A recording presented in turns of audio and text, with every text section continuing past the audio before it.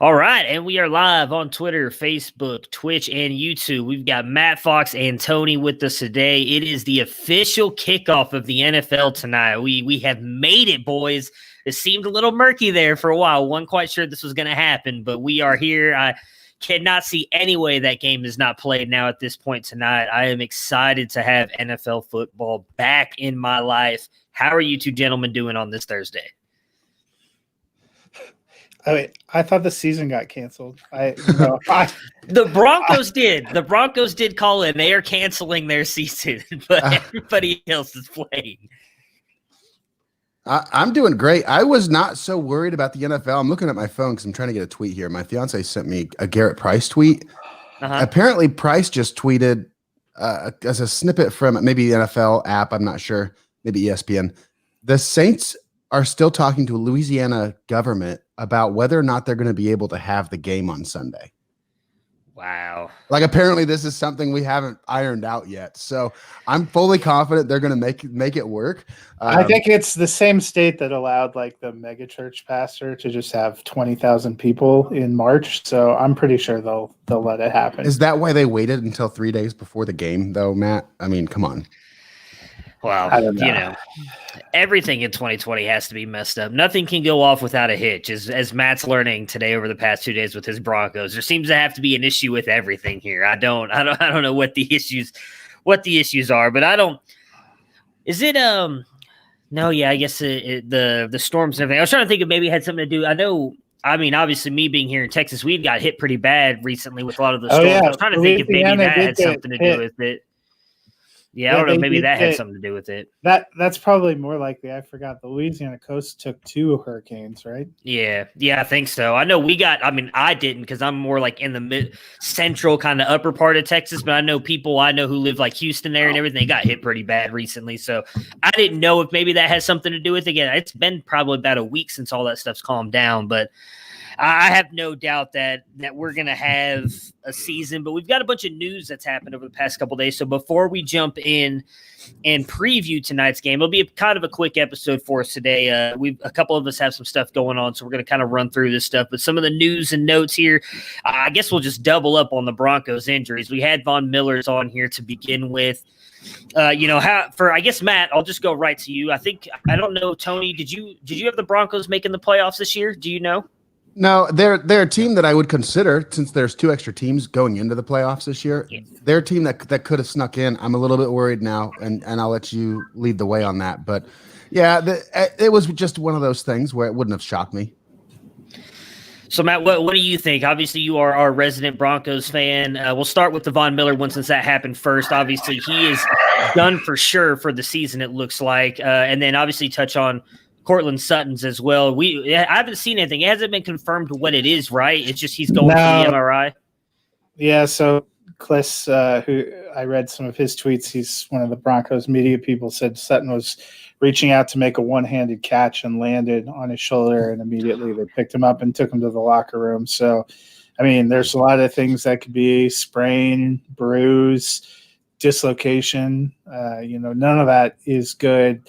It was a super bummer hearing about Von Miller. It was we were really looking forward to getting Miller and Chubb back together. They played really great during Chubb's rookie season as he kind of got going, but Shaq Barrett was also part of that team, so they were kind of rotating in. Last year was supposed to be, hey, these 2 guys in the Vic Fangio system, and then Chubb tore his ACL early in the season, didn't get that, and then it was like, hey, they're coming back, they're ready to go. Broncos have a lot of interesting defensive players. They lost a lot of experience, guys who had experience on the team. Chris Harris left via free agency. Todd Davis was released. I was excited about what they were going to do. I was bummed about Vaughn, but I still thought that maybe they'll be able to put something together. They still have some talent. They still have really talented defensive coaches. I would be more concerned if they lost Vaughn and Cortland Sutton, because nothing is going to hamper being able to get that offense going and being able to get Drew Lock to his full potential, like him having to roll out there. Hamler is injured, not likely to play. So you're talking about Jerry Jeudy getting his first ever NFL snaps, and Tim Patrick and Deshaun Hamilton going against a not too shabby Tennessee defense and Mike Vrabel. Denver already dealing with having kind of replacement right tackle after Jawan James opted out. So puts a lot of pressure. Melvin Gordon's nicked up. Just puts a lot of pressure on, what they're going to look like. And they won't – Denver had already announced they won't allow fans for game one. Yeah. So they'll be playing at home, but it's going to be an empty stadium and a big – they have a little bit of an advantage, especially that first game as people are working into game conditioning because playing at altitude. Fortunately, Denver's players practice here and they run everything here. They ran their scrimmages here.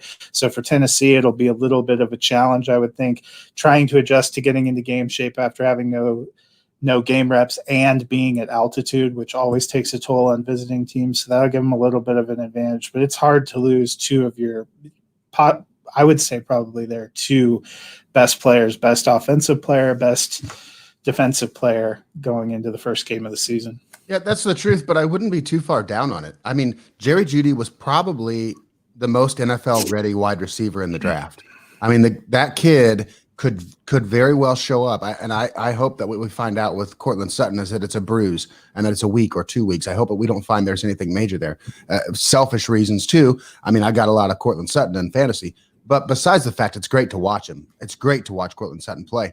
It wouldn't shock me at all if Jerry Jeudy stepped right into that role and just took over it. I mean, I think Cortland Sutton will always have a home there. I'm not trying to say that Jerry Jeudy would push Sutton out of his job, but Sutton could be the Band-Aid of all Band-Aids. I mean, he really could make this work. And yeah, we were seeing reports of Melvin Gordon struggling with the altitude. That's kind of what they're talking about. And he got injured. But Philip Lindsay is still there. And Philip Lindsay can pick up right where, I mean, worst case scenario, they have Philip Lindsay like they had Philip Lindsay last year. I mean, is that too much? Is that too much to ask? I don't think and I think Fant's ready to step up. They have, Jake Butt has looked good as a potential weapon. Albert O has looked good as a potential weapon. They could run more tight end sets. Sutton and Locke have been really in a groove. Sutton's been dominating all training camp. They got to play together for 5 games last year. He's kind of the veteran in the group. It's weird to think of all of Denver's skill position players. Cortland Sutton is the guy who has been there and been the starter the longest going into his 3rd season. I mean, they really have done kind of this youth movement, and it's just a bummer. I was most looking forward to the potential. I was really sad about Vaughn, but it's a real blow if, offensively. It's not – Tennessee's a good team, so it's not a cake matchup to go into. It's not a soft opening. Yeah, that's true. Well, and don't forget about Tim Patrick. Tim Patrick, my friend. I like Tim Patrick, but I mean, he almost won me my 3rd fantasy championship in a row. Had fucking Case Keenum not knowing how to throw a football. I would have loved Tim Patrick even more. But yeah, I still have hope for him. I think I do think Cortland Sutton's going to be fine. It almost sounds like the Mike Williams and Jalen Reagor injuries as well with the shoulder. And we've seen Mike Williams is kind of given that 5-week timetable. Jalen Reagor, they're saying, is probably going to play by week 2. He was, I think, a full go in practice today from what I saw, but they've already said they're going to hold him out from week 1 just to be on the safe side. So hopefully it's just something minor. It's a couple weeks and he can come back. We've seen players dominate with shoulder injuries, and I have no doubt that Cortland Sutton can do that. I think for me, it's what you said to begin with Von Miller that kind of sucks the most. Not being able to see him and Chubb together on that defensive line kind of pressuring. That's why I had picked them to win so many games, because if you go in and look at teams like when they play Tampa Bay, New Orleans, like for me, those are winnable games because of the pressure that Chubb and Von Miller could get on the quarterbacks that are going to force them to pass the ball. Those guys are not mobile at all. So those were kind of what helped tilt games, in my opinion, toward their favor. And so losing one of those, I had faith that Von Miller could still put pressure on the quarterback without having Chubb on the other side. Can Chubb do that? Can he step up and kind of be that force that Miller was? I don't know. And all of that aside, everybody likes Von Miller. I mean, he's a personality that we wanted to lead the NFL right now with everything going on in the world. I wanted Von Miller to be a part of that. I just really do. Well, and part of the issue, too, is they knew going into the season, Chubb coming off of ACL was they were planning to have him on a snap count. Yeah. Especially in the early going. So that makes it probably a little bit more more brutal. But we'll see. You know, I'm still excited. I didn't have huge expectations. I thought they could be a 9-7 team, and I think with a little better luck last year, for all the things they did poorly, they could have been 9-7 if you get calls go the other way, like that, particularly that game against Chicago. Yeah, where they kind of got the extra time. So, yeah, it's definitely possible. Outside of that, some more news to talk about. Hopkins. So after the deal where Hopkins goes to Arizona from Houston. And I still don't understand that, by the way. I guess that's not exactly the news right now. So I could probably talk about that trade for the rest of my life.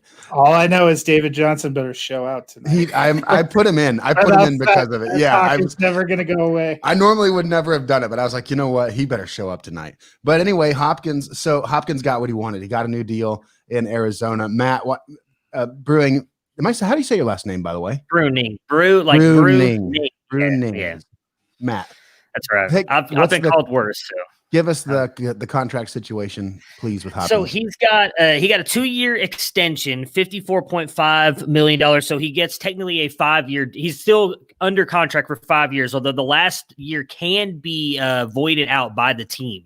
So that'll be interesting. That'll put him into his 30s. I still think Hopkins is going to be a stud going into that late into his 30s. So I'm not worried about that. But I did think it was interesting, a no trade clause as well. So for the most part, he's going to be in Arizona. Yeah, he's going to be in Arizona, I would assume, at least the next 5 years, unless he decides he wants to get out of there. They cannot move him.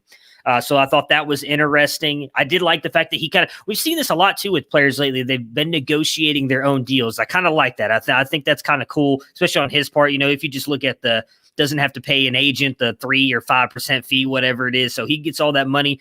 I think it's a great deal for both sides. I mean, they've had a guy like Larry Fitzgerald there, obviously his whole career, which I love players who can stay with teams their whole career. I think that's kind of cool.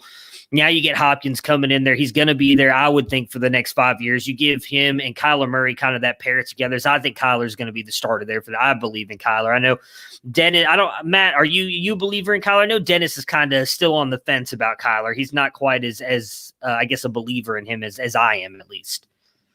I mean, I think he's a good player. I think he's got a good future. What I'm not completely sold on is whether the Kingsbury system is going to work.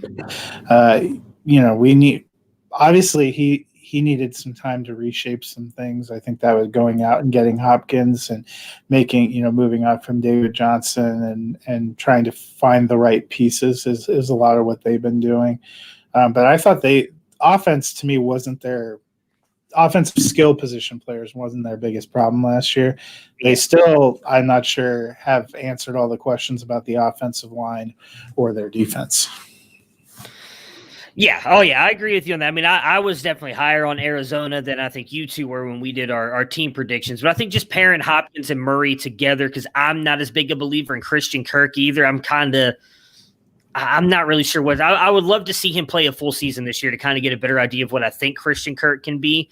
But I think pairing Murray and Hopkins together for at least the next 5 years is a great move by Arizona. You give him a stud wide receiver that we saw quarterbacks that I think probably had 5% of Murray's talent, throwing him the ball and what Hopkins could still do with it. So giving him an accurate quarterback like Murray, who I don't think is quite Desean Watson, but maybe could get to that point if the team continues to build around him and has a good offensive plan around him. I think he could get to Watson's ability, I guess. So I think pairing those two together is good. What about you, Tony? Do you like the pairing? Do you think it's a good deal? Yeah, I think it makes sense. It is crowded. I mean, I think it's really, really crowded situation. But I'm saying that because I'm fantasy focused. NFL, I mean, that's exactly what you need. They can look away from the wide receiver position for quite some time now. And whether you like Kirk or not, he's a young guy that's learning from one of the greatest wide receivers of all time in Larry Fitzgerald. I mean, he's had some time there to learn some stuff. And I think that he's going to be a suitable wide receiver, even though he may not be electric, he'll be reliable. So, yeah, I think the pairing makes sense for the team. It makes great sense for Kyler Murray. Now, you want to talk about a security blanket. I mean, between Hopkins and Fitzgerald, how many drops have they had in the last 10 years? I mean, I know Hopkins had like 2 last year, and that was like earth-shattering because I think that I remember we had on I can't remember. I forgot. I can't believe I just forgot his name. Oh, help me out here, Matt. Consistency God. Why am I forgetting Bob Lung? Bob Lung. Yeah, we've had him on the past 2 summers talking about whenever he releases his consistency guide, talking about it. And the 2 years prior to that, we kept talking about how Hopkins was the only wide receiver since Antonio Brown was doing his thing that came in with like a 99% consistency rating because he hadn't dropped any balls. And then I know he dropped some last year just because I own him on so many teams. And I was like, holy shit, he actually dropped the ball. Like, that's amazing. So, yeah, he's been phenomenal. And like I said, it's not even like Kyler Murray is Mitchell Trubisky out there who's just kind of throwing the ball all over the place. He's a very accurate quarterback. So he's going to be able to get the ball to where Hopkins needs it. I agree. It's going to be, I think, fun for both those guys, and Arizona fans have something to kind of cheer about here after having a bad team for the past couple of years. I guess since really Palmer left. All right, so we had another deal. This one was a little bit more confusing to me, maybe because I have so many shares of Nick Chubb, but Kareem Hunt gets a 2-year extension with the Cleveland Browns. It is for $13.5 million, 8.5 guaranteed. I will say from the Brown side, I really understand it. They were number 2, I think, in cap room before the deal. I think they dropped to number 4. Like they still have 30 something, or I think maybe it's 20 something now because the 13 million, but they had 32 million in cap room before the Hunt deal, I believe. So still have a ton of cap room. It makes sense for the Brown side. If anything happens to Chubb, you still have the top running back in Hunt. As Tony mentioned, I'm going to kind of steal that there. I am more fantasy focused than NFL focused. So for me, that sucks, obviously, as someone who owns Chubb in so many leagues, because I do think now that hurts him even more because I think they're really showing they want to build around a 2-headed monster in Chubb and Hunt, which means I still wouldn't lower Chubb much, but I think looking at it, he'd probably drop another 2 to 3, 4, maybe 4 spots in my rankings overall at running back, just because I think Hunt is really going to get more work. And I think this does raise Hunt's value a little bit more as well, because he's solidified. And now, hey, he's going to be there with Cleveland for the next 3 seasons. He's there this year and 2 more years. So that's a big deal for him as well. What are your guys' kind of takeaways from the Hunt and Cleveland Browns deal? I'd say for me, when we were first thinking about it, this was brought up in some of the conversation on the Discord. It's almost a blow to both of them because a lot of people that had Hunt thought, hey, if he can have a good year this year, then he can parlay that into something like what he was when he was with Kansas City next year.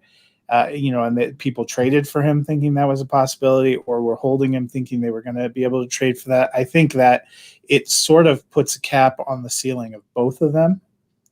They're still both going to be good. I still think Chubb could end up leading the league in actual rush yards. I still think he can be a running back 1. I still think Hunt's going to be a good contributor, but it probably puts a little bit of the upper end cap on both of them. And I get the same feeling, but I'm not so quick to say that this kills the talk of a trade. This is a very tradable contract. Yes, I was thinking the same thing. I was thinking the same thing. I'm worried. Yes, I'm worried. I just finally came around on drafting Nick Chubb for the first time this season in redraft leagues. And I'm typically a little bit late on those running backs. I just have always been a little late. That's why. Maybe it's my fault. You finally came around on drafting. Finally came around on it. And I just kept going back to, when Kareem Hunt, we know those stats from last year. I mean, I think Kareem Hunt was a top 13 or 14 back when he returned. And Nick Chubb still was just 1 game away from being the NFL's rushing leader, despite having Hunt starting to chew into his volume for a significant portion of the season. I can see them coexisting together, but I'm not ready to freak out. I mean, I'm buying Nick Chubb. I'm going to go out in dynasty leagues and try to get Nick Chubb from people who are afraid of him, because I do think that the Kareem Hunt deal is tradable. There's going to be a lot of free agents next year who are going to ask for a lot more money than $8 million a year. And I think that they're going to look around. They're like, well, hey, this guy screwed up a long time ago. He's going to be on his P's and Q's, and he's pretty affordable and honestly one of the better talents in football. So I think but by the same token, if the Browns have the kind of successful year that I think we all think they're going to have, and you have your own guy that's already on your team at that affordable rate, and you've seen how successful you can be as an offense. They're trying to win football games. They're not thinking about fantasy football. No, I think for them, they see it as a great investment. Also, injuries are a super reality of football, especially at the running back position. They probably are looking at it like, hey, if Chubb went out, we have a guy that's shown before that he could carry a full load too. And we don't even have to go look for anyone, because you see these devastating injuries that just wipe people out all the time. What are you doing? They can see you. Look, he's excited about the game too. We're all excited. He's excited about his Avenger fruit snacks. He could care too. He could not care at all about football. But no. So I do somewhat agree with Tony. That did cross my mind about the trade thing. I don't think it'll happen this year, though. No. I think what you were saying, Matt. I think Andrew Berry seems to be a very smart GM. I love Dorsey. Obviously, Matt, you know that. We had many talks about how much I like Dorsey. And I do think that Berry is proven, in my opinion, to be even better. And it's not easy for me to say because we haven't even seen that much. But from the way he's handled the offseason, I've really enjoyed what he's done with this team. He's really come in and like, hey, how do you want this team to work for you, Kevin Stefanski? And then built it around the offense that he wants to run, which is why I do understand the Kareem Hunt signing. I wouldn't be surprised if they do see some success this year, if maybe it's something they end up doing next year, because they'll still have 2 years left on his deal, very affordable. But I also think it might be some insurance for Chubb. Chubb is up, I think, at the end of next season on a contract, and if they can't find a possible deal with that, you still have Kareem Hunt extremely cheap at that point, and then hey, we got to get a running back in that next draft. So I obviously don't hope that happens. I have said many a times that I hope they build this core around Baker, Garrett, Chubb, and Ward. Those were kind of the guys that I would build around and put pieces in. Obviously, I hope Jedrick Wills works out and they can build around him as well. But those are kind of like the 4 key guys that I would love for them to build around. But I do think that the Hunt deal is maybe some insurance on that as well. It's like, hey, if we can't find a way to get a Chubb deal done, we've got a guy here that will be here after Chubb leaves on a cheap deal, because I do think Chubb's he deserves more money now, in my opinion, than what Hunt got. And if he ends up leading the league in rushing, like I said, I think he would earlier in the year, if he ends up doing that, he's going to command more money. And I do think a team will pay for him. But I think that also goes back to something we talked about. It may have been even on Monday's podcast, how it just seems like the running back position altogether has really been devalued. So it'll be interesting to see how it plays out. I still stand by my point that I still think Chubb can end up being an RB1 just because of his rushing ability alone. I do think he's one of the best pure runners in the game and in the NFL right now. And if that offensive line holds up the way I think it can, I think he's going to give you enough points just rushing the ball that he'll be a serviceable back. But I think it does hurt him a little bit knowing that he's not going to get, I would say, I'd hate to even put a cap on it, but maybe 20 catches in the season. Like I don't see him getting much receiving work now, with Hunt being for sure locked up and then building around him. Let's see here. A couple more news things, just 2 injury stuff I wanted to talk about. I'll go with David Montgomery first. I don't know if you guys saw this. I didn't put it on the show sheet because it just literally came out. He was full go in practice today. So that kind of goes to, I'm glad I re-added him to the ranks yesterday. Tariq Cohen. Tariq Cohen had actually came out and said something about that yesterday, that he said Montgomery's injury is not as bad as the media made it out to be. Like, he's looked fine in practice. And then he just slipped while he was like stretching. So, yeah. That would be the worst way to miss game. For the sake of nostalgia, today I did listen to an ESPN podcast with Matthew Berry, if you know what I'm talking about. Yes. It's fun. It's the first day of the season. I wanted to go back and get to I've been watching the videos off ESPN Plus. There's no TV on at night. And they indicated that there was a little bit of inside scoop there that it might not be that serious. Yeah. So but they just, I saw something just came across Twitter right then that he was full go in practice today. So I think if you've got Montgomery, no need to worry about him this weekend. I think that's a good matchup against the Detroit. Didn't you kind of figure that there might be a chance that they felt that, if they thought he seriously thought there was a good chance he was going to miss. Yeah, I think they would have grabbed somebody. No, maybe not IR, but I think they would have grabbed a veteran from cutdowns. You wouldn't just roll with Tariq Cohen and Ryan Nall. They got Ryan Nall, man. What are you talking about? Again, it's not. You're not just throwing. They're not the Jaguars. They're not trying to attack whichever words that we know of. That's debatable. But so I did just want to throw that out there for anybody who's watching this or hears this later. It looks like Montgomery will be good to go. It's great news for us. Me, Matt, and Dennis will be back tomorrow breaking down the entire Sunday slate. So we'll obviously be able to talk more about that. I'll have to move him up my ranks. I think I had him. I wasn't expecting him to play, so I had him kind of low in mine right now. Danielle Hunter to the IR. I think that hurts the Vikings defense a little bit there. Again, he's only going to miss 3 games. The new IR rule is they are only out or you can keep them off for 3 games. Although I don't know if you guys knew this. I just found out about this actually. Tony was listening to the same thing. Every once in a while I just fire it up when I don't have anything going on. And I actually fired up the fantasy, Fantasy Focus, right? I didn't want to call it the right. I almost said the Fantasy Roundtable. Fantasy Focus. And I think it was Field Yates was on there talking about that. If they bring somebody back and they don't practice within 24, or not 24, I think it's 72 hours or something like that. No, it's days. It's many, many days. It's 21. Okay. At first he stuttered. That's where it got me too. He said like 21 hours, and he was like, "What? 21 days?" Gotcha. The normal time period where you would have to. Go ahead. Keep them on the active roster. Well, I was just wondering.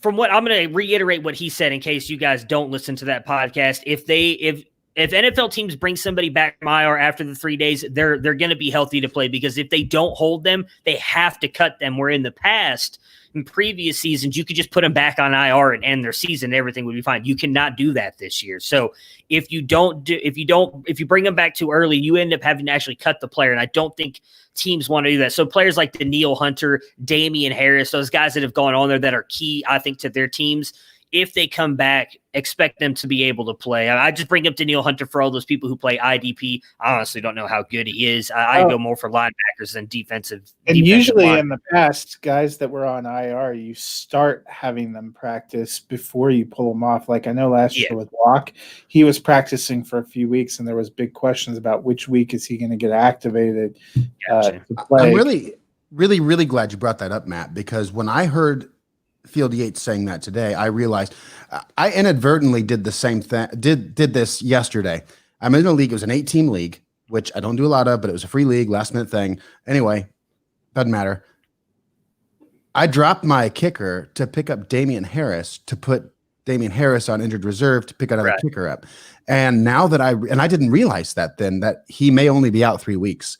So I would implore people to take advantage, just like Bill Belichick is doing he's not rostering a kicker on his 53-man roster because he doesn't have to. I mean, let's use these rules to your advantage. You just have to be aware of them. Roll the IR, keep moving it, churn that through. Don't put don't play in leagues with kickers. Don't play in leagues with a kicker. 8-team league, man. Yeah. I mean, you have to have a kicker.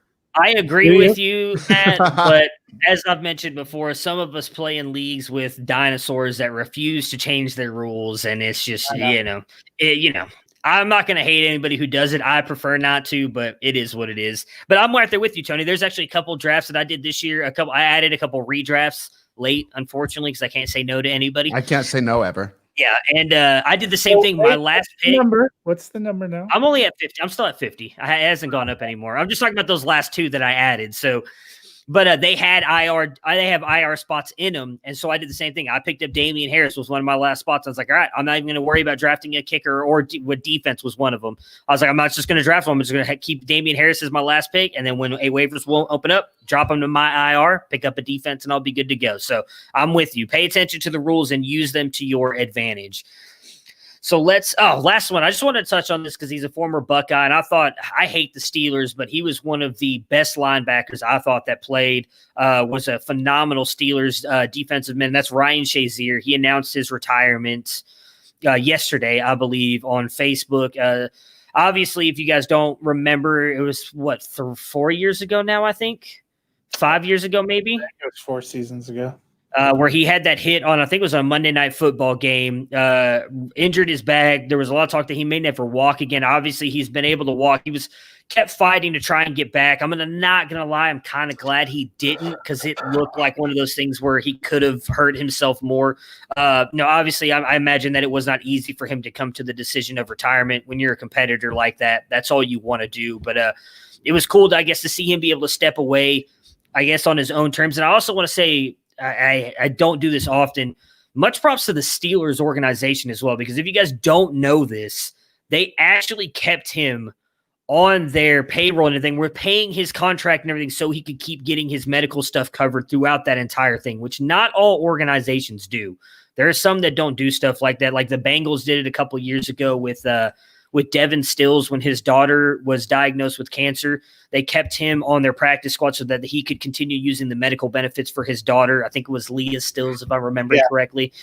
So much props to teams that do that, because I know not all teams do that. So for them to keep Ryan Shazier on there knowing or probably thinking that he was never going to be able to play again and still paying him millions of dollars, while granted those guys make millions upon billions of dollars of the owners, it's still, that's, I don't want to say throwing money away, but that's not always an easy decision to make. And I do think the Steelers organization alone, I hear, again, because my wife is a huge Steelers fan, so I do pay attention to them, also being my hated rival, is that they've always been known to be a very classy organization. So I do like to give them props on that. While I hate their team on the field, their front office and the way they handle everything is very classy. I thought that was a really cool thing just to tie the whole story together. Shazier's injury was December of 2017, so it's been it was 3 seasons ago. Gotcha. It feels like yesterday. Yeah, I mean, it feels like yesterday. Yeah. Yeah, it was a horrible thing to see, but I mean, hey, I'm glad that he's at least healthy and able to do the things he is now and being able to retire.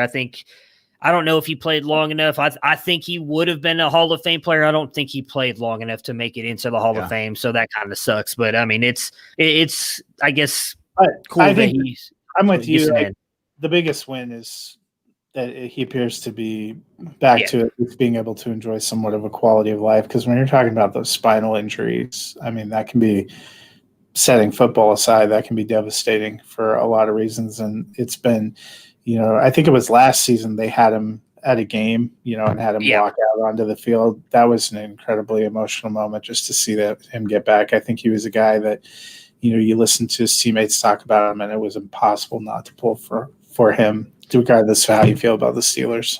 Yeah. Oh, yeah. And I mean, I remember just watching that in general and just being like, I remember because I followed the whole thing. Again, I'm him being a Buckeye. I rooted for him, even though he went to the Steelers. I'll root for JK, even though he's on the Ratbirds. And, just seeing like what it was like for him after that injury happened, and then being able, like you said, Matt, to watch him walk out on the field, very powerful moment to see that he's actually able to do some working out and everything now. I mean, it's just the Ratbirds. I can't. Yeah. Let me ask you, would you have to take a week off because of joy if they managed to trade Hunt for J.K. Dobbins? I would die a happy man. I would have to. I've already actually written up my will and left instructions to you guys on how to handle this podcast if something like that were to ever happen. If a Terry McLaurin were to come to the Browns or something like that, it'd be amazing. Or if I shouldn't say Justin Fields because I love Baker, but I would love to see Justin Fields in a Browns uniform. Hey, they can go back to the 2 quarterback rotating quarterback system, right? I wouldn't hate it. You wouldn't be rostering them for fantasy though. I would play him. I'd join every super flex league I could and start Baker and Fields every single week. Those would be my 2 quarterbacks. All right. So let's talk about the Thursday night game. It's going to be on here in just a couple hours. I cannot wait. Obviously, Houston versus Kansas City. Kansas City kind of getting their opening night here. The tradition the past 3 or 5 years, I think, of the Super Bowl winners getting to play on Thursday night at home.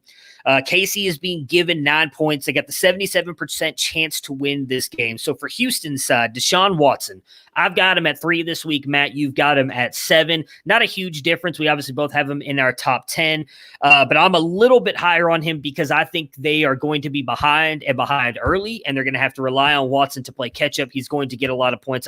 He doesn't turn the ball over that much. I wish I could remember the exact stats, but I think there's been like over 600 points scored by these two teams the past couple times they've played each other. While Watson has not thrown a lot of touchdowns, he's thrown for an average of like 296 yards in each of the games. So why are you just a little bit lower on Watson? Obviously not much. It's just 4 spots, but kind of your thoughts on Watson in the game tonight.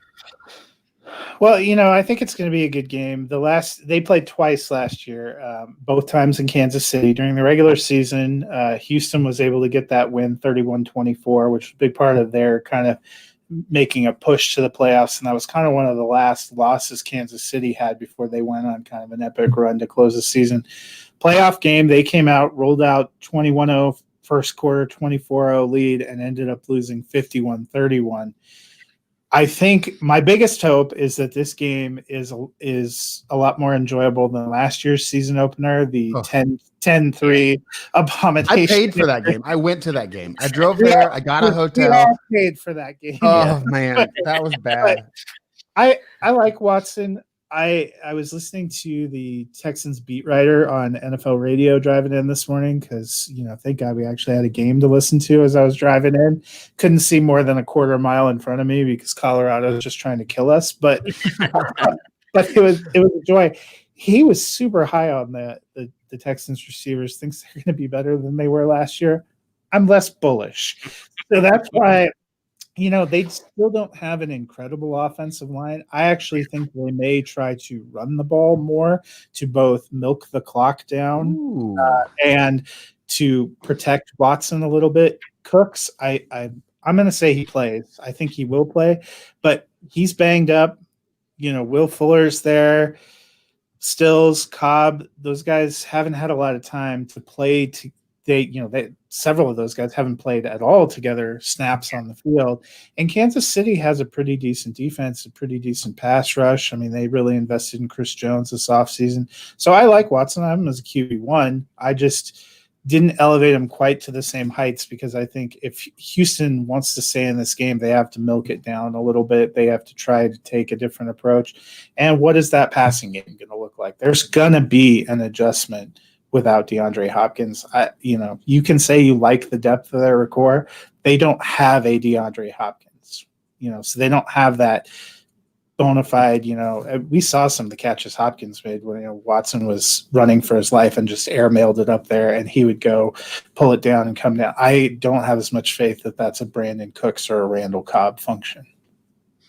Tony, what about you? Yeah, I'm in the middle of you. I think that Fox has the floor, right? And I think that you have the ceiling about right. I have about 4 or 5. I didn't go through and is this week 1? Is that where you had this? Yeah. I didn't go through and rank week 1. And there are going to be a couple of guys I think that outperform Watson, but I mean the schedule makers did the Texans no favors when they're in a division. All of a sudden, the Colts are super competitive again. The Titans, they're not that different than they were last year. I mean, the Texans have to keep up. I mean, they've got to fight to win. And the first show is the defending Super Bowl champions, which, by the way, scored like 50-0 on you in 3 quarters or 2 quarters of football just 6 months ago. I mean, they got no breaks here. Watson's going to have to put the team on his back. Cooks is hurt. You're right, Fox. He doesn't have Hopkins anymore. I think this is going to be David Johnson and Desean Watson. I think they're going to run the shit out of the football, and it'll be a little dink and dunk here. We're going to see Kenny Stills in a way we haven't seen Kenny Stills in a long time. I mean, there's going to be I do like the depth of it. Like you said, I'm the guy that's going to say I like the depth so much, but I have to acknowledge that you're right. There's no football magnet there like DeAndre Hopkins was, and so I can't pretend that's not an issue. I think that Watson's going to make up for it because he has to. I mean, he just got paid the money. If he didn't want to hear about it, he's going to have to step up and injury be damned. I mean, he's going to go win that football game. That's what he's going to try to do. I don't think he will. Kansas City, unlike a lot of teams, actually gets to open with fans. Now, they're not going to have a full thing, but, Arrowhead, let's not forget, has traditionally been one of the loudest stadiums. Good home field advantage. And they've been given 16,000. I didn't see anybody else with that many fans. That's still a home field advantage. It's going to be a terribly sloppy game, too. They're projecting rain and in the 40s. Oh, I didn't see that. Yeah, I think a dome team. What they were saying, yeah.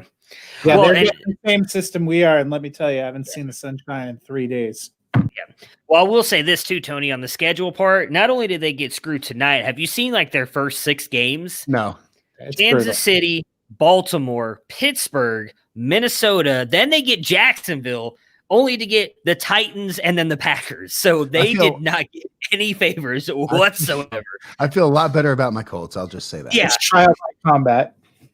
All right, so on to the running backs. As Matt, you mentioned that you think that they're going to run the ball more. Same thing. We were kind of in lockstep here with David Johnson. You have him at 20. I have him at 24. So we both have him as an RB2.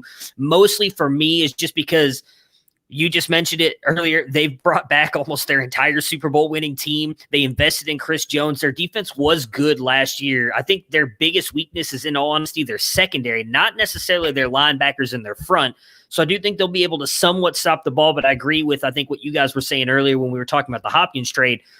Bill O'Brien's going to do everything he can to make this trade work out. So they're going to lean on Johnson a lot unless he gets hurt. So I think he's going to get a lot of work tonight. Obviously, we have him there as an RB2. Tony, do you have him right around the RB2 range for you?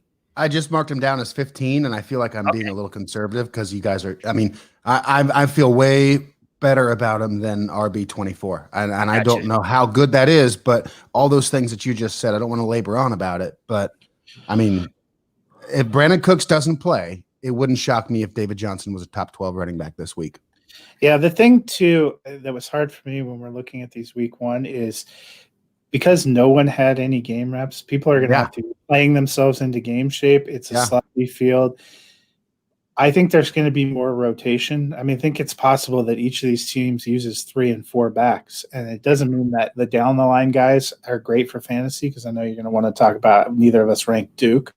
But, well, I think that there's going to be some mixing, and I think that's the Texans beat reporter when he was talking about tonight. He said he wouldn't be surprised if they got 8 or 9 skill position players involved in the game tonight. I see. That was like, oh, I bet you that's going to be for the first couple of weeks of fantasy. That's going to be a bit of a challenge that we're seeing because they're trying to keep guys fresh. And usually the defense has a little bit of an advantage over the offense at the beginning of the preseason. And in some ways we have to think about, with no game time reps, playing against your own squad in a scrimmage does not prepare you exactly for playing on the field. Yeah, I think for me, just on the Duke Johnson side, the reason I didn't rank him, so we go to 50 in our running back ranks for the Discord channel. I just don't think he's going to get a lot of run tonight. I wouldn't be surprised if that happens. And if they do go to a kind of rotation thing, obviously he'll get some. And as much as I love Duke and I hated when the Browns traded him, he's not as good a runner as David Johnson is. He's more of a pass-catching back. So I think David Johnson is going to get rushing, and I do think some receiving work as well, because I expect the Houston to be down for probably most part of the game, if not the entire game. So I think he'll get work there, where Duke, I think his workload will be a little bit limited. So that's kind of why I didn't rank him. I was just curious if that was why you didn't rank him, or you okay. I didn't rank anybody. That's my reason. Well, hey, that's all right. That's all right. You don't have people calling for your rankings in the Oh, I know. Saying, we need to get you in the Discord. I still don't know why you haven't joined yet. We need to get you in there, join on the rankings. It's not a protest. Here, I'll open Discord real quick. Let's plug it real quick. What's the Discord? How do I find it? Fantasy? I don't even know. What is it? What did he call it again? It's TBD football chat. It's the best fantasy football chat. Yeah. I'll send you a link to it here again in a minute. We've got a nice little following in there. The rankings we're talking about, we do post in there. Me, Dennis, Matt, obviously, and then Ricky, who does the Debbie Delight show. We are doing weekly rankings every week. Obviously, Tony, if you want to get on that as well, you see each of ours separated out, and then we give you consensus as well to kind of help you guys out with your lineups. So for the wide receivers, I'm interested here because you were mentioning the call or the beat writer for Houston earlier. I'm honestly, if Brandon Cooks plays, I'm not starting him. He's been dealing with this hamstring injury for 3 weeks now. I just don't think he's automatically going to be okay to go out there and play against. While the Chiefs secondary is not great, I just don't see him having a big game. So I think if you're playing Cooks, you're hoping for a touchdown. Outside of that, I don't think he does anything. If you guys have Cooks, are you playing him? If they say he's good to go, what are your thoughts on him? I benched him tonight. I think you'd have to have really bad options. I mean, you'd have to be in like a rebuild dynasty or something. I mean, you'd have to if Cooks plays and he's healthy, I love him. I mean, I absolutely love Brandon Cooks. And so I don't want to be too far down on him, but it's week one. I mean, typically we don't see we're hoping for a high scoring game tonight, but that's not what we normally get. Normally we get games like we got last year in week one. I mean, that was a little bit extreme to one night. We get a game in the 20s. If we get a game in the 20s, we're going to get some fantasy traction. I just remember last year's opening night game, dude, was brutal. Was savage for week one. You Soldier Field's not cheap, guys. That's an expensive stadium to go to. I can imagine. And all those people, you're rolling Montgomery, you're rolling Aaron Rodgers, you're rolling Allen Robinson. I had all of them. You're rolling into the first NFL Sunday. Like, I'm already in a massive hole I've lost. Yep. But Cooks, if you were asking me who I trust most, I think Cooks is going to play.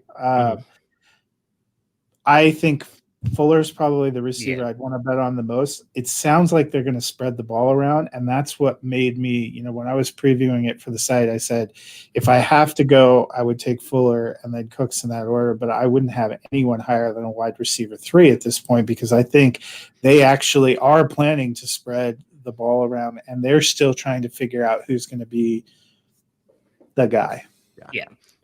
Yeah, I mean, so we have Fuller in our ranks. I have him at 26. You have him at 32. So I have him as a high-end 3. You have him as a middle-tier 3. And I do think he could easily jump that because we know the speed and the game-changing play he has. All it takes is that one big play, and he's made your week, especially because, as we've all talked about, especially with the weird offseason, I'm not expecting a lot of high-scoring games this weekend. I think it's going to be a lot of close games, not a lot of real high fantasy points. So if you get a guy who goes off like Tyreek 2 tonight, 60-yard touchdown bomb, that could be wide receiver 1 this week, just based on what I think the fantasy points are going to look like. There's one more player I want to ask about before we move on to Kansas City. I didn't put him on here because we did not rank him.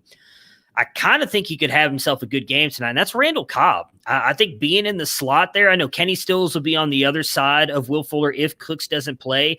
I know he just came over to this team, but he had a decent season last year with Dallas. I think that the slot corner is the weakest part of Kansas City's defense. If Cobb can get open, I wouldn't be surprised if he has himself a nice little game here tonight. I don't know if you're starting him, unless you're in a deep league. If you're in, an 8-team league like Tony, you're not starting him tonight. But my God. Seriously, it's one league. I know. I'm just messing with it. But if you're in one of those where you've got, I'm in one where you start 3 wide receivers and 3 flex spots, I wouldn't mind taking a stab at Randall Cobb tonight.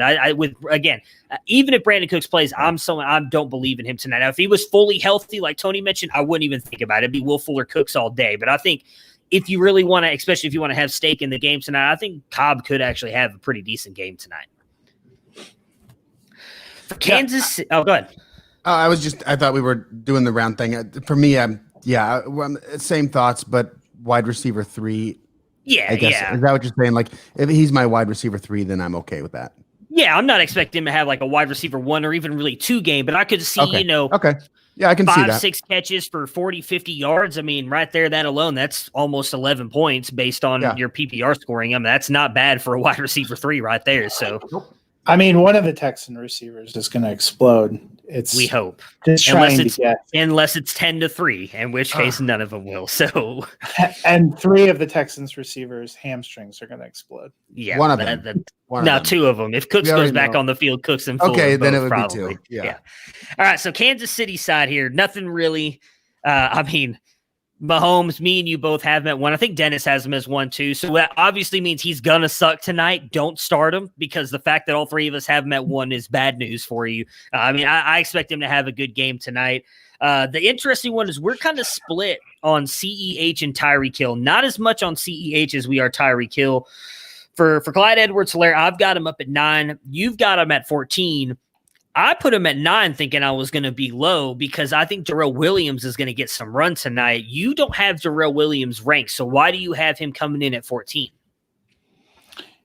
I think the Chiefs are going to put up points passing the ball. And so, I have Hill ranked as my wide receiver 3 for this week and Kelsey at tight end 2. I actually ranked Mecole Hardman.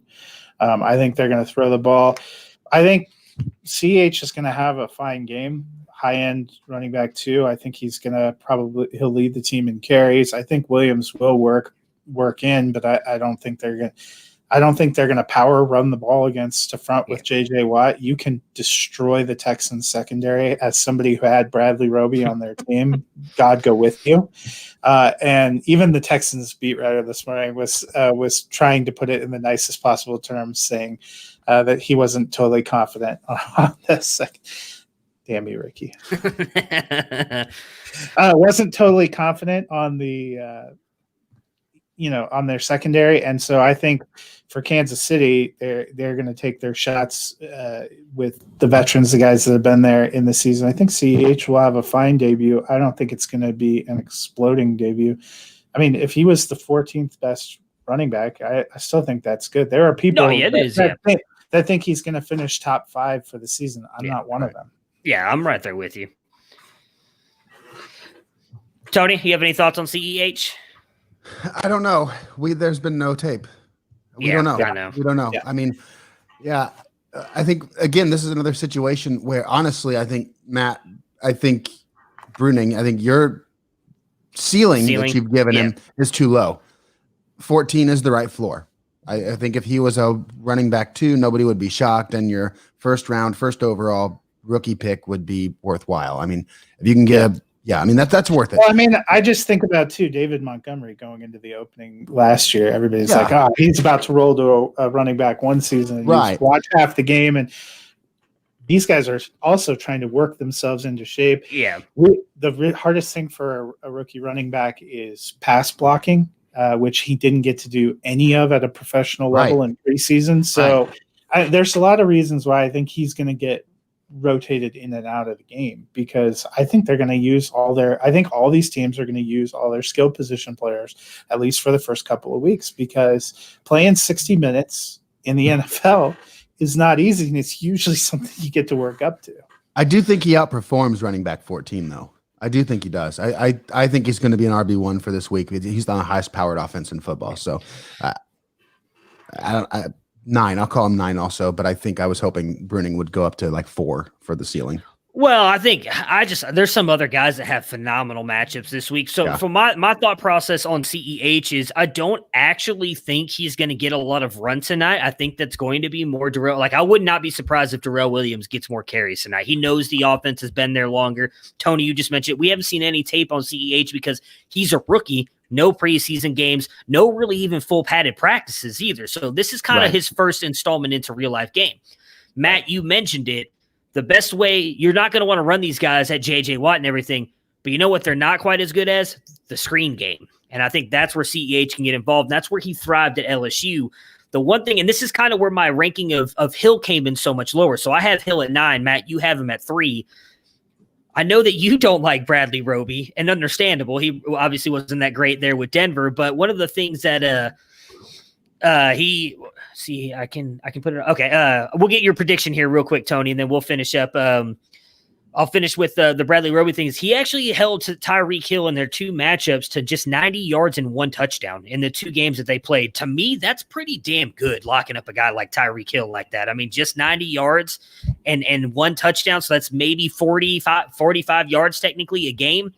For a guy like Tyreek Hill to be able to stop it, and I think it's mostly just because Bradley Roby is fast. I'm not saying he's a good corner, but he can somewhat keep up with Tyreek Hill's speed. But let me say, though, when they played in the regular season, it was Hill's first game back from a massive injury. They were easing him back, and Patrick Mahomes, it was his first game back from his knee injury. And in the playoffs, they kicked the shit out of the Texans and had posted that's whole second half. And they weren't throwing it deep. So I watched him play.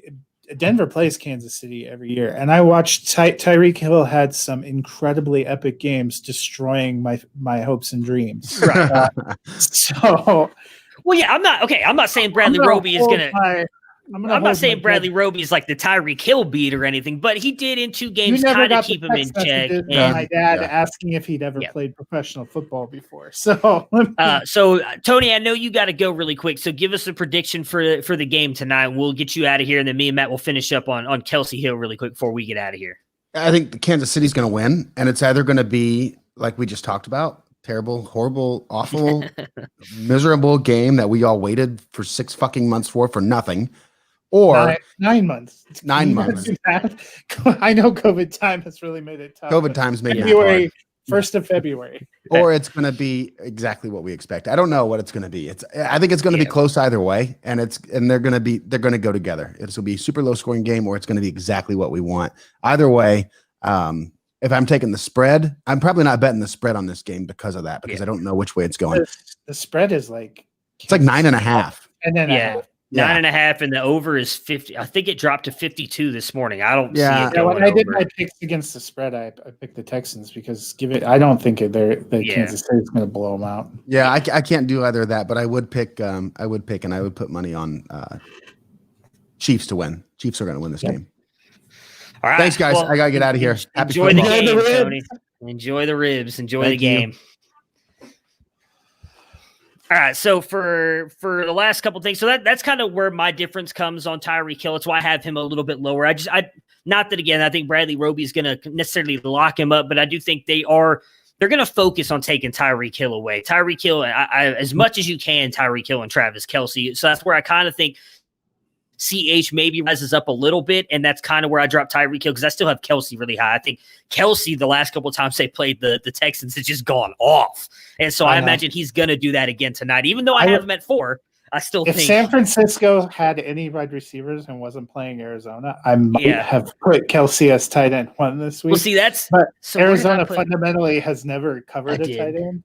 Who did I put over him? I know I had Andrews over him, but that's because same thing. The Browns are just god awful. Oh, Ertz, because the Philly has nobody either. So my kind of thought was Kittle and Ertz are going to be their ones big time. And then Andrews is going up against a team that has absolutely nobody that can cover him. And that hurts me saying that as being a Browns fan, but I just don't think they're going to be able to stop him. So I still think Kelce has a huge game. I have him at 4. You have him at 2. Again, not much of a difference. We really don't have a big difference on anybody. I guess the biggest is Tyreek Hill, and I guess our reasonings and why it makes sense why you're a little bit higher on him than me. You kind of explains our difference between him. It's him and CH. Do you think Tyreek Hill's going to get them in the? I think we both think somebody is going to catch a ball that puts them over the top, and those are probably the 2 best candidates. So we're both all in on Travis Kelce having a huge game today. Like I would not be surprised if he finishes as 1. Like for me, I said I went based on matchups. I think with as powerful as this offense is, it could be like you just said, that one big play to Tyreek, and then now you're not getting anything for Kelce for a drive. So I kind of wanted to be a little conservative and put him down at 4, but I would not be surprised. The same reasons that you think CEH might thrive in the screen game is the same reason you should be high on Kelce, because we don't have a lot of faith in their linebacking core, and their safeties, leave something to be desired. And those are the same kind of issues you face when you face a huge tight end. All right, so prediction time for us. I did pick the Chiefs to win as well. If I had to give a game score, I'm hoping it's like a 27-21 kind of thing, maybe 27-24, which would just barely miss the over.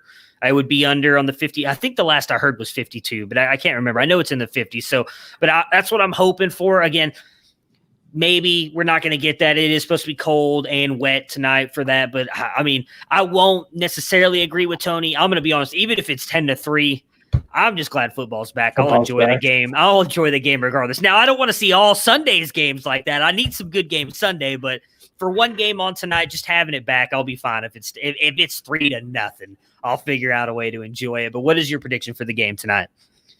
Yeah, I had the Chiefs winning too. I think, a lot of ceremony for these. Traditionally, the Super Bowl champion who's opening at home on these games, which they've done pretty much since 2004. They took a break last year for the 100th season of the NFL. But the home team, the Super Bowl champion has only lost a couple of times in an opener on opening night. There's just a lot of pressure and a lot of everything going on. And I think the Chiefs have a better veteran team and a core of guys who've played together. I tend to be like you. I'm hoping for a game in the 20s, and I think that's where it's going to be. Their regular season game was 31-24. Yeah. I think that playoff game may be a little bit of an outlier, just the way things swung. Yeah. Yeah, it was one of those things that once that started going downhill, it was just kind of there was nothing Houston could do to fix that one. So, and once they jumped out to a 24-0 lead, you knew Kansas City was just going to go out there and try to sling it because that's where it's going. Yeah. So me, Matt, and Dennis will be back tomorrow, as I mentioned. We'll be breaking down all of the Sunday and the Monday night football games so you guys can get all that on the one podcast. You don't have to worry about catching us early on Monday. We will still touch on stuff Mondays, me and Matt will, but we'll do all of that there on Friday. Me and Ricky will be on here Sunday for about half an hour, maybe an hour. If you guys need help with your lineups, you can jump on, ask us questions. We will do everything we can to set you up with that. And as we mentioned many times, jump in the Discord. We've got rankings, everything in there. Hit any of us up on Twitter. You can go to the Music City Drive-In website. There's a link on there as well. And if you've been watching live, right there in the bottom corner under me, we are partnered with Thrive Fantasy. You can use the promo code GEEK for, I believe it's $20 with the $20 deposit. Thanks for confirming that, because I wasn't 100% sure I was remembering that correctly. So yeah, $20, you get $20 deposit back with you as well. It's daily fantasy. It's DFS. It's a great website. It's a lot of fun to use. So use that, and then they'll give you some money back. Use again promo code GEEK, and we'll hopefully you guys enjoy the game tonight, whether it's good or bad. And then me, Matt, and Dennis will be back with you guys tomorrow to break down the game and preview everything from Sunday and Monday.